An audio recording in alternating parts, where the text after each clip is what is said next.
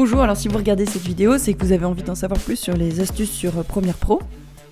Je vais vous expliquer maintenant pourquoi c'est bien d'utiliser la sélection liée et de ne pas la décocher.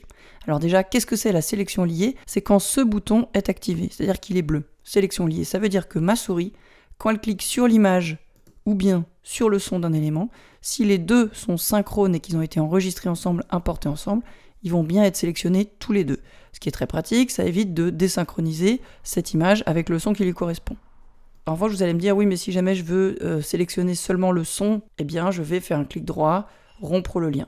Non, mauvaise idée, moi je vous le déconseille. Pourquoi? Parce que si vous faites ça, rompre le lien, ok, certes, vous allez pouvoir déplacer les éléments séparément, mais après, ils vont être toujours déliés, c'est-à-dire que vous allez devoir refaire la manip inverse, clic droit, lier, pour les relier à nouveau. Donc moi, je vous propose une manip plus simple avec moins de clics. Vous pouvez déjà, première chose, désélectionner cette option, et là, autoriser votre souris à ne sélectionner que l'image ou que le son.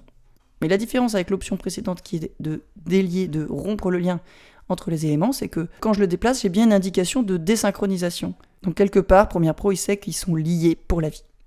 Mais moi, ce que je préfère, c'est aller un peu plus loin, c'est garder cette sélection liée toujours activée, ne pas délier les plans, et utiliser ma touche préférée, la touche option. Avec la touche option, je peux sélectionner exceptionnellement que l'image ou que le son.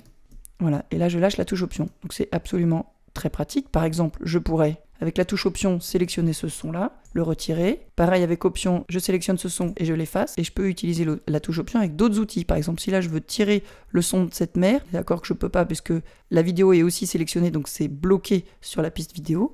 Mais si j'utilise la touche option, je sélectionne que le son. Et voilà, et là je peux étendre le son de la mer et avoir un son de mer continu sous mes 3 plans. Ce qui va donner d'ailleurs un montage beaucoup plus fluide et beaucoup plus agréable.